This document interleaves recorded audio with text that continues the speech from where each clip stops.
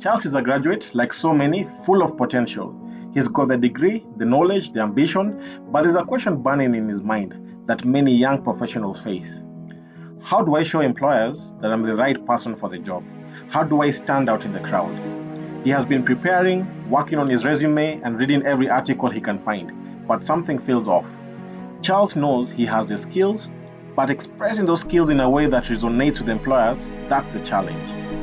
How can Charles condense everything he brings to the table into a compelling, concise statement?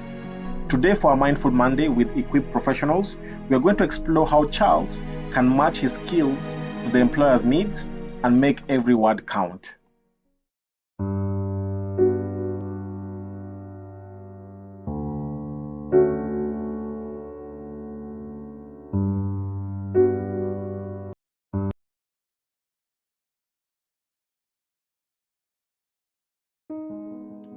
There's a story in the Bible that I believe speaks directly to the situation similar to Charles.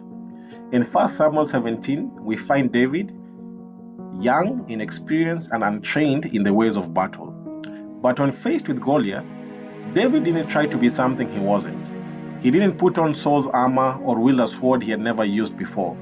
Instead, he stood before the giant with the skills he had, a sling and 5 smooth stones. Charles, like David, doesn't need to be something he's not. He doesn't need to overstate his abilities or try to fit into a mold that is not him. What he needs to do is to recognize the skills he does have, the experience he has already gained, and the value he can bring. Then present that clearly and confidently to employers. First, the power of simplicity in the me in 30-second statements. Just like David's sling was simple but effective, your me in 30-second statement should be straightforward yet powerful. You don't need to list everything you have done. You need to focus on what matters most to the employer. Think of your skills as those 5 smooth stones. Choose the ones that hit the target. Point number 2, aligning your power statement with the employer's needs. Proverbs 22:29 says, "Do you see someone skilled in their work? They will serve before kings. They will not serve before officials of low rank." This scripture reminds us that when you are skilled at what you do, it will be recognized. But you have to position yourself before the right opportunities.